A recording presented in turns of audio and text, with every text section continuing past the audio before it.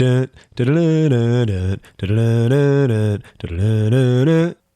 morning, you beauties. I'm Taylor Rockwell, and you are listening to The Goalmouth, a podcast collaboration between Dirty Tackle, Howler Magazine, and The Total Soccer Show. Thank you very, very much to George for that lovely intro music. If this whole podcasting and publishing thing doesn't work out, he's definitely got a future on America's Next Acapella Sensation, which is totally a real program and not something made up by the writers of The Office.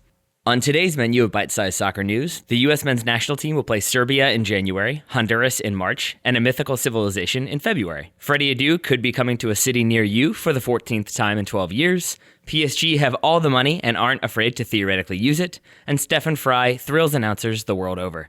Up first, the U.S. Soccer Federation announced Wednesday that Bruce Arena's first opponent in his second stint in charge of the U.S. men's national team will be Serbia.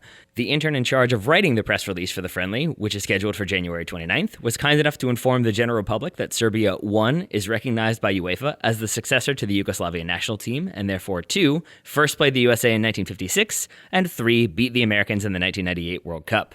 The match itself will be held at Qualcomm Arena in San Diego, is scheduled to be broadcast live on ESPN2, and will likely settle that age-old debate of how would Benny Feilhaber do against a team that used to be part of Yugoslavia. Don't lie, we've all had that conversation at least once. Sometimes it ends in fisticuffs.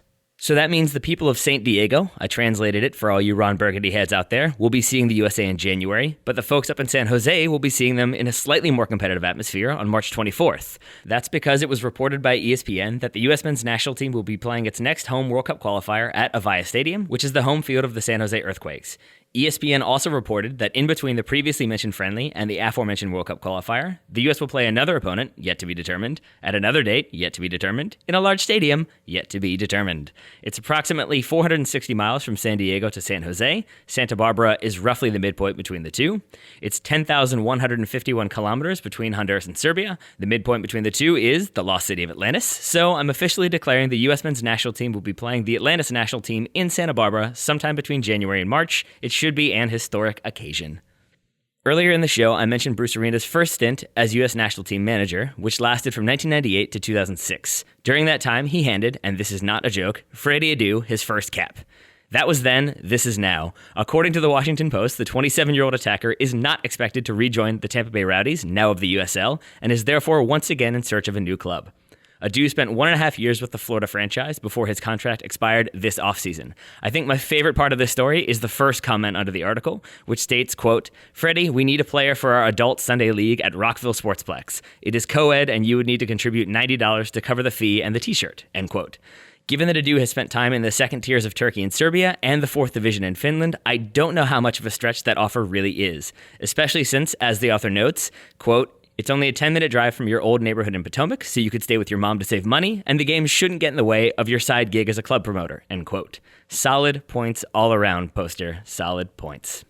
And while we're on the subject of players on the move, it's late December, and you know what that means. Lazy soccer writers, flashy suit-wearing agents, and informed strikers are all rubbing their hands together with eagerness, because the January window is right around the corner. The folks over at Tribal Football aren't wasting any time, as they are already reporting that Borussia Dortmund's Pierre-Emerick Aubameyang could soon be a PSG player. According to the zero sources mentioned in the article, the German club will be demanding a €100 million fee for the Gabon striker, which PSG president Nasser El Khalifi reportedly won't have any problem meeting.